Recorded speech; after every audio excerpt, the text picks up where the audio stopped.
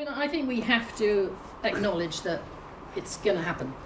So I think our real challenge is what can we do to make sure that we're part of that change in a very positive way. So the way that we're looking at it in the Community Foundation is, what is it that we can bring to enhance the experience of others on the Good Exchange? Because we are fundamentally, we make grants, we're a funder, so you could say we don't need the Good Exchange, but I would say we need it for different reasons, because I think it will allow us to illustrate the insight that we have. So Ed mentioned place-based funding. People are wanting more data and information about impact.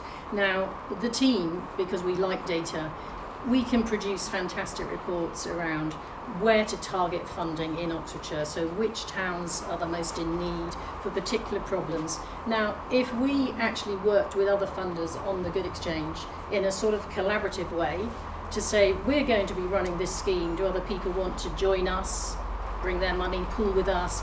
We've done all the research, we know how to target it, we've identified where the bigger problems are, and that way is how I think we can make a change. So we have to be willing to put ourselves in a really uncomfortable place and say, actually, we've now got to work in partnership with others. It isn't all of it about our own ego, and I think that's what will change, that more and more partnerships will come about, and we'll do things together. We have to do things together if we want to solve those problems, because actually that's the way that we'll keep the pie growing. If people actually see that the charitable effort is actually making a real difference to the problems that people face, then I think you give people the willingness to want to actually contribute more.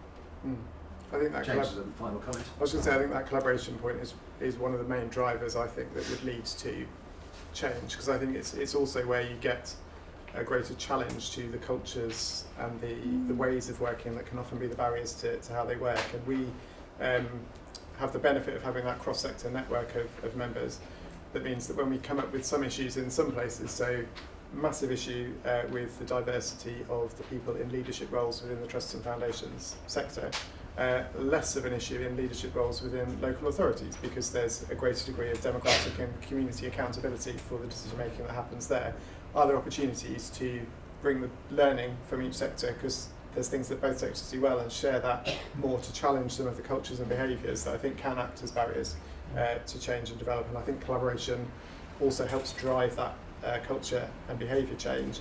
And I think the other thing that can help with that behaviour and culture change is a recognition that the market for money is changing as well. We have sessions looking with newly rich people, the kind of people who've been involved in new tech, who've been involved in disrupting industries in order to generate their wealth.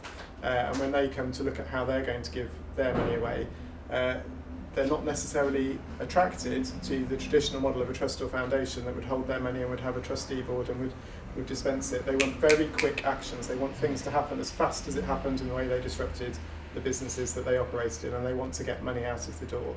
And I think there's that kind of challenge to how some of the existing models work that would also drive some behaviour change as well, because I think it's got to be about behaviour and culture. It's not necessarily about skills and capacity, I think, in some of that. Yeah, thank you, James. So I think that neatly brings